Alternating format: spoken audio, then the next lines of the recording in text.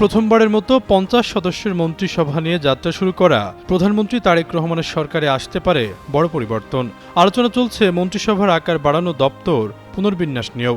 এর আগে অষ্টম জাতীয় সংসদ নির্বাচনে জয়ী হয়ে ৪৬ সদস্যের মন্ত্রিসভা করেছিলেন তৎকালীন প্রধানমন্ত্রী খালেদা জিয়া। পরে তা বেড়ে দাঁড়ায় ৬০ জনে। এবারেরটাও ধীরে ধীরে বাড়বে বলে ধারণা করা হচ্ছে। সরকারের উচ্চ পর্যায়ের একাধিক সূত্রমতে পবিত্র ঈদুল আজহার পরে বাজেট অধিবেশনের শেষে এই রদবদল ও নতুন মুখ যুক্ত হওয়ার সম্ভাবনা রয়েছে। বর্তমানে প্রধানমন্ত্রী সহ মন্ত্রিসভায় ২৫ জন পূর্ণমন্ত্রী ও ২৪ জন প্রতিমন্ত্রী দায়িত্ব পালন করছেন।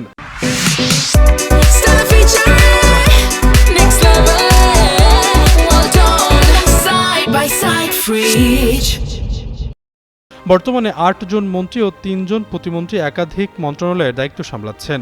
কাজের চাপ কমিয়ে গতিশীলতা আনতে ৩ থেকে ৫ জন নতুন মুখ যুক্ত করা হতে পারে, যাতে এক একজন মন্ত্রীর দায়িত্ব একটি মাত্র দফতরের মধ্যে সীমাবদ্ধ থাকে। একই সঙ্গে এবার কয়েকজনকে উপমন্ত্রী হিসেবেও দেখা যেতে পারে। নতুন মন্ত্রিসভায় অভিজ্ঞ পার্লামেন্টেরিয়ান ও ত্যাগী নেতাদের আধিক্য থাকতে পারে। আলোচনায় থাকা উল্লেখযোগ্য নামগুলোর মধ্যে রয়েছেন বিএনপির স্থায়ী কমিটির সদস্য ডক্টর আব্দুল মঈন খান, বরকতুল্লাহ বুলু, জয়নুল আবদিন ফারুক, এরশাদুল্লাহ, বি.এম. মোশাররফ হোসেন আলাল এবং সংরক্ষিত আসনের সেলিমা রহমান। এছাড়াও Gayeshwar Chandra Roy, doctor Khandakar Mosharraf Hossain, advocate M Ruhul Quddus Talukdar Dulu, advocate Shamsur Rahman Biswas, Khandakar Abu Ashfaq ও অধ্যক্ষ সেলিম ভুঁইয়ার নামও জোরালোভাবে আলোচিত হচ্ছে। এ বিষয়ে জানতে চাইলে প্রধানমন্ত্রীর রাজনৈতিক উপদেষ্টা ও বিএনপির স্থায়ী কমিটির সদস্য নজরুল ইসলাম খান বলেন, এটা কোনো বিচিত্র ব্যাপার নয়, খুবই স্বাভাবিক ব্যাপার।